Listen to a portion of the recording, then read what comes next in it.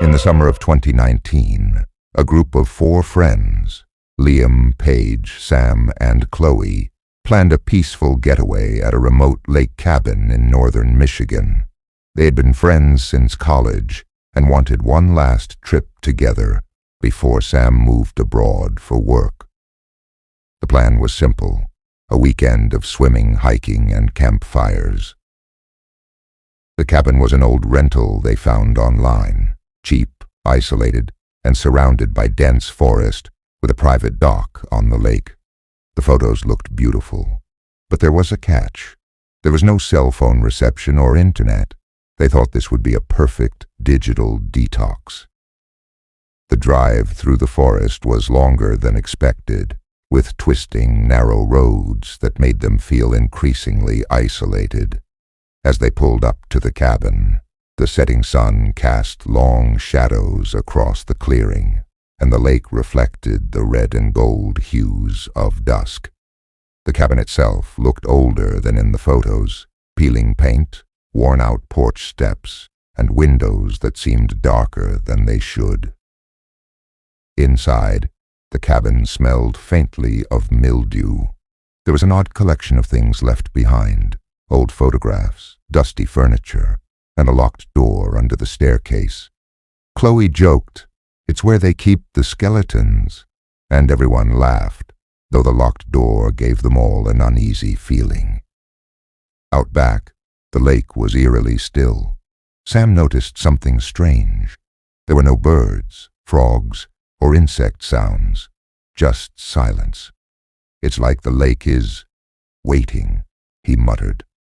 That night, they built a fire outside, roasted marshmallows, and told jokes. The forest loomed around them, pitch black beyond the firelight. At one point, Paige swore she saw something move in the trees, but Liam brushed it off. "It's just shadows." Later, as they all settled into their rooms, Liam heard faint splashing sounds coming from the lake. Curious, he peeked through the window and froze. A figure stood at the edge of the dock, a tall silhouette, unmoving. Liam's breath caught. He blinked, and the figure was gone. He didn't tell the others. The next morning, Sam woke everyone up early for a swim, but as they approached the dock, they found muddy footprints, bare feet, leading from the water up to the cabin's porch. "It's probably just a prank," Liam said nervously. Later that day, they decided to explore the forest. As they hiked, Chloe kept hearing twigs snapping behind them, like someone was following. When they turned around, there was nothing. Back at the cabin, Chloe suggested they open the locked door under the stairs. "For fun," she said, trying to lighten the mood. They found an old iron key in the kitchen drawer, but when they unlocked the door, all they saw was a stone-walled crawl space. Inside there was an old worn mattress and a single child's shoe. The air smelled damp and metallic. Paige shivered. "Let's close it back up." That night, things grew worse. Around midnight, Sam woke up to a loud thud from the living room. He crept downstairs and found the front door wide open, cold air rushing in. He turned to shut the door, but stopped. Muddy, wet footprints led from the dock to the cabin again. This time, they were inside the house. Suddenly, Sam heard slow, heavy breathing behind him. He spun around, but no one was there. He slammed the door, locked it, and ran back upstairs. Meanwhile, Chloe woke up, screaming. She swore she saw a figure standing at the foot of her bed. "It was watching me," she cried. The others tried to calm her, but as they sat together in the living room, the door under the stairs creaked open.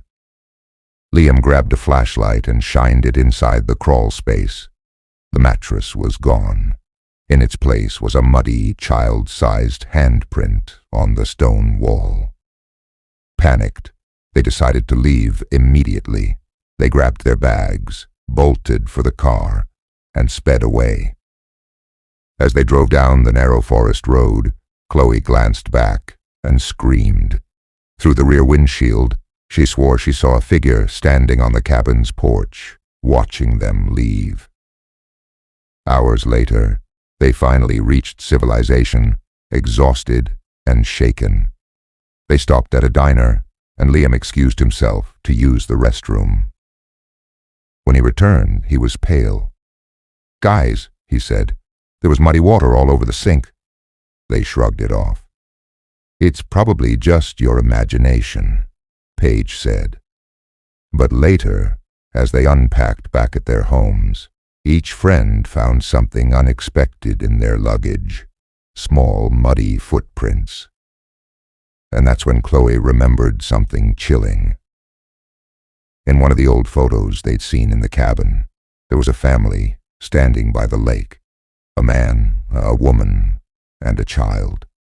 But the child's face was scratched out, and scrawled beneath the photo were the words, "Don't let him follow you home."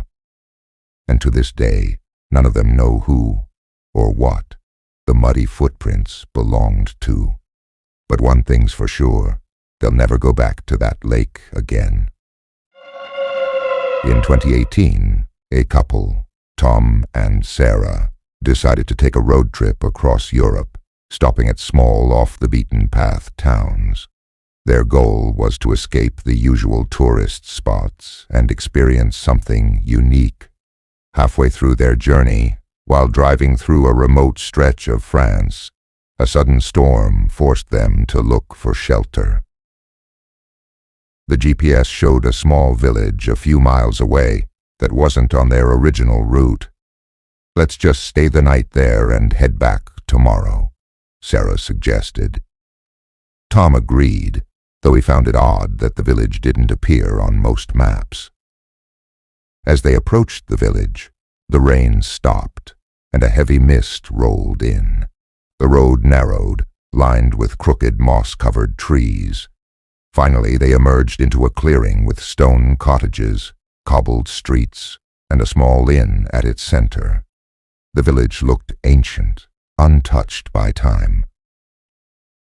But something was strange. The village was silent. No people, no animals, not even wind. The innkeeper, an old man with hollow eyes, greeted them without a smile. "You're lucky. We don't get many visitors," he said in a monotone voice. He handed them a room key without asking for payment. When Tom tried to make small talk, the man just stared at him and muttered, "Leave at dawn." Their room was small but clean, with an old wooden bed and a window overlooking the empty square. That night, they heard faint whispers, like voices carried on the wind. Tom peeked outside, but saw no one. Around midnight, Sarah woke up to someone tapping on the window. She froze. Their room was on the second floor. She shook Tom awake. "There's someone outside." Tom grabbed a flashlight and shined it out the window. At first they saw nothing but fog, until the beam landed on a figure. A woman in a tattered dress stood motionless in the square, staring up at their window. Her face was blank, her eyes dark holes. Suddenly, she disappeared into the mist. Tom closed the curtains and locked the door. "We're leaving first thing in the morning," he whispered. At dawn, they packed their bags and headed downstairs. The innkeeper was gone, and the lobby was eerily silent. Outside, the village looked even older in the weak morning light, like it had been abandoned for centuries. As they walked to their car, they noticed something disturbing. The cottages weren't just old, they were falling apart. Windows were shattered, walls crumbling, roofs caved in. It was as though the entire village had been decaying overnight. Even worse, when they reached the spot where they had parked, the car was gone. Sarah gasped, "Did someone steal it?" But there were no tire marks, no sign the car had ever been there. Panic set in. "We'll walk out of here," Tom said, trying to stay calm. They followed the road out of the village, but after walking for nearly an hour, they were back where they started, in the center of the village square. Sarah's face went pale. "We've been walking in circles." "No, this isn't possible," Tom muttered, his voice shaking. They tried again, taking another path into the forest. This time they marked trees with Sarah's lipstick to keep track. Yet after another hour they found themselves back at the same square. Their marks were gone. The village was trapping them. As the day wore on, the fog thickened, and the whispers grew louder. Tom spotted movement in one of the cottages. "Someone's there!" He grabbed Sarah's hand, and they ran inside. The cottage was empty, except for a small wooden table. On it was an old yellowed newspaper. The headline read, "Entire village disappears in 1912. No survivors found." The article described how the village had been swallowed by a sudden unnatural fog. Search parties found no trace of the villagers, only abandoned homes. Sarah whispered, "We're not supposed to be here." Just then, the whispers turned into voices, clear, angry voices. From outside, dark figures began to gather in the mist. The woman in the tattered dress reappeared, leading them. Her face was still blank, but her hollow eyes seemed to see everything. The door slammed shut, and the room grew colder. Desperate, Tom grabbed a chair and smashed through a window. "Run!" he screamed. They sprinted through the fog, the voices growing louder behind them. After what felt like hours, they stumbled onto a paved road. The fog stopped abruptly at the edge of the forest. A passing car screeched to a halt, and the driver, a local farmer, stared at them in shock. "Where did you two come from?" he asked. "From the village," Tom panted. The farmer's face darkened. "There's no village here. Hasn't been for over 100 years. Tom and Sarah looked back. Behind them was only dense forest. No village, no cottages, nothing. As they climbed into the farmer's car, Sarah looked down at her hands and froze. Her fingers were streaked with mud, as though she'd been digging in the earth. And in her pocket, she found something she didn't remember taking, the key to their room at the inn. The farmer muttered, "You're lucky you made it out.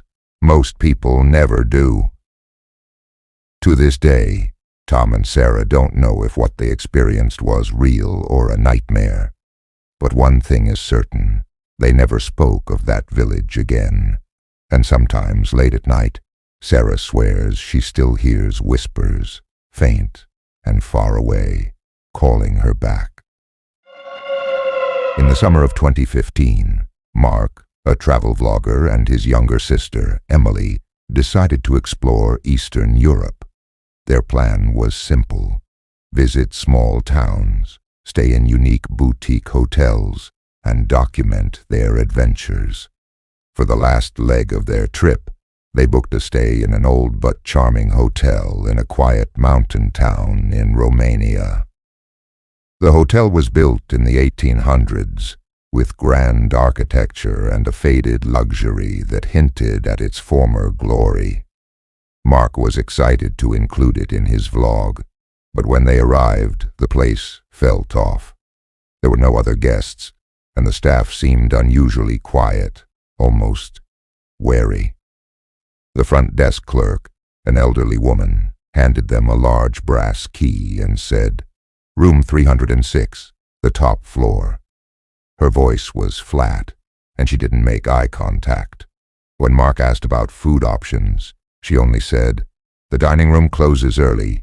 Stay in your room after dark." The elevator was out of service, so they lugged their bags up the wide, creaky staircase.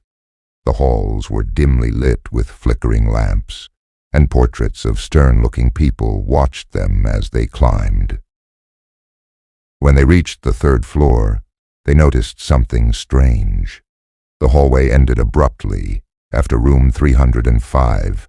There was no room 306. Emily frowned. Are we on the wrong floor? Mark double-checked the key. It says 306. Let's look again. After searching, they noticed a small, nearly invisible door at the end of the hall. It was lower than the others and had no number, just a keyhole. Mark inserted the key, and the door creaked open to reveal room 306. The room was unsettling. It was larger than it seemed possible from the outside, filled with mismatched antique furniture and a strong smell of dust and mothballs. The wallpaper was peeling, and the windows were nailed shut. On the far wall was a large, ornate mirror. Creepy, Emily muttered. The mirror looked old, its surface slightly warped. As they unpacked, Mark set up his camera to record a quick video for his vlog. Hey guys, here we are in this super old hotel. Check out this bizarre room. Room 306. He paused. When he looked back at the camera, something was wrong. Emily was sitting on the bed in the background, but in the camera screen her reflection in the mirror was standing up, staring directly at Mark. Mark turned slowly toward the mirror. Emily was still sitting on the bed, looking at her phone. "What?" she said, noticing his expression. Mark shook his head. "Nothing. This place is messing with me." He turned off the camera. That night, they both had trouble sleeping. Emily kept hearing faint whispering. At first, she thought it was Mark talking in his sleep, but when she turned, Mark was wide awake, staring at the mirror. "Do you hear that?" he whispered. Emily nodded. The whispers seemed to come from behind the mirror. Slowly, they both approached it. Mark tapped the surface. It was cold and solid. Then they heard a soft knock from the other side. Emily stumbled backward. What was that? The whispers grew louder, turning into frantic murmurs. Suddenly the mirror began to fog up from the inside, and words appeared, written in reverse as if someone was inside the glass. "Let me out." Mark grabbed Emily's arm. "We're leaving." They grabbed their bags and bolted out of the room. The hallway was darker than before, the lamps completely out.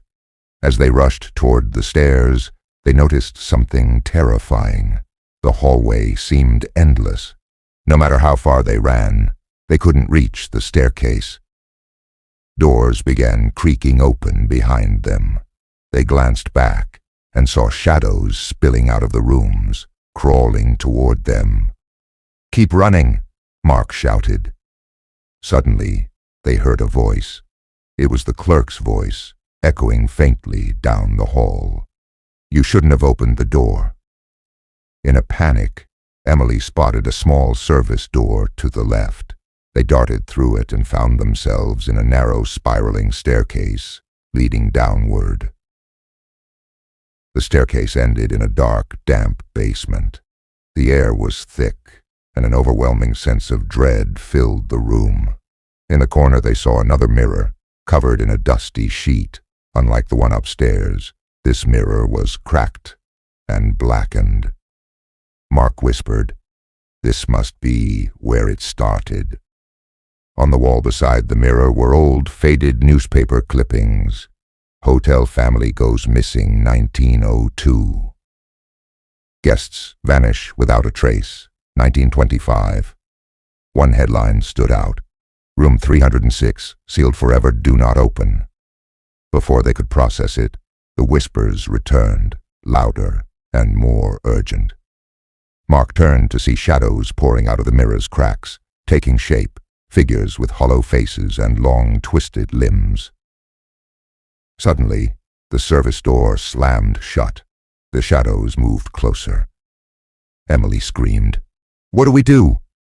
Thinking fast, Mark grabbed the dusty sheet and threw it over the cracked mirror. The shadows froze, their whispers falling silent. Then, slowly, they dissolved into smoke. The basement door creaked open and light spilled in. They ran out of the hotel, bursting into the early morning sunlight. The front desk clerk was standing outside, watching them with a blank expression. Mark shouted, "Why didn't you tell us about room 306? The clerk shook her head. "There is no room 306. Mark held up the key, but when he looked at it, the brass key was now rusted and broken, as though it had been buried for decades.